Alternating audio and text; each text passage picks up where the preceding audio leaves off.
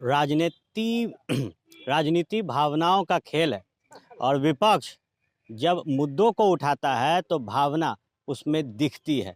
बहरहाल अगर सियासत आप करते हैं हिंदुस्तान में तो कहा जाता है कि जो दर्द नस सबसे ज़्यादा करती है उसे ही राजनेता दबाते हैं।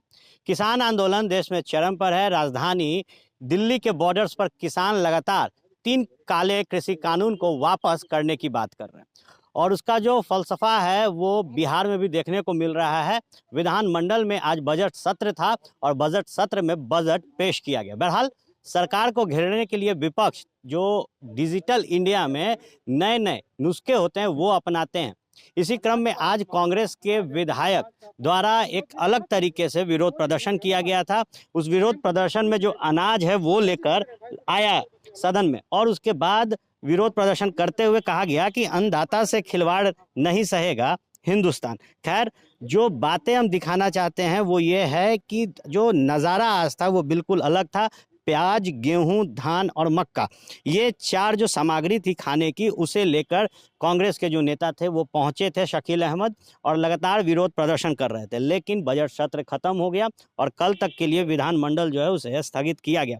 बहरहाल जो अनाज है वो अभी भी यहीं पड़ा हुआ है। जहाँ एक तरफ हिंदुस्तान में भावनाओं पर राजनीति की जाती है, दूसरी तरफ जहाँ हिंदुस्तान में किसान लगातार विरोध प्रदर्शन कर रहे हैं सरकार के खिलाफ, वहीं विपक्ष इस मुद्दे को भुनाने में लगा हुआ है और हर तरीके का जो स्टाइल है विरोध प्रदर्शन का वो कर रहा है। लेकिन जो कद्र है अन्न की है वो शायद कांग्रेस के नेता करना भूल गए और यही कारण है कि जो प्याज, गेहूं, धान और मक्का लाया गया था विरोध प्रदर्शन करने के लिए वो यूं ही पड़ा हुआ है।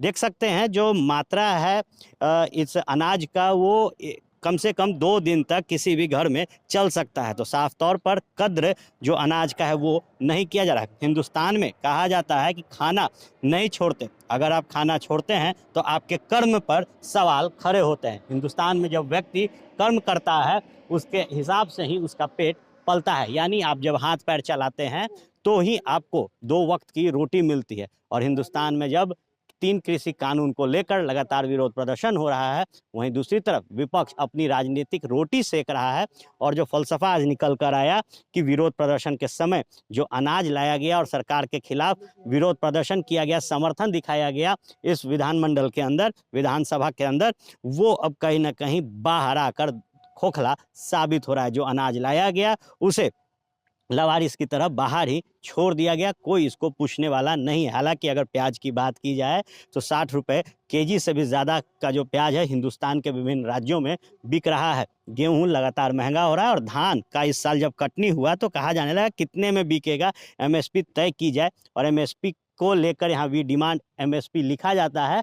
लेकिन जब फुटेजेस मिल जाते हैं, जब मीडिया कवरेज मिल जाता है तो जो चीज़ें प्रदर्शन के लिए लाई जाती है वो यूं ही रख दी जाती है। तो कुल मिलाकर भावनाओं के साथ जब हिंदुस्तान में राजनीति होती है तो उसका खिलवाड़ भी दिखता है। अब बने रहे फर्स्ट बिहार झारखंड के साथ, खबरों का सिलसिला यूं ही चलता रहेगा।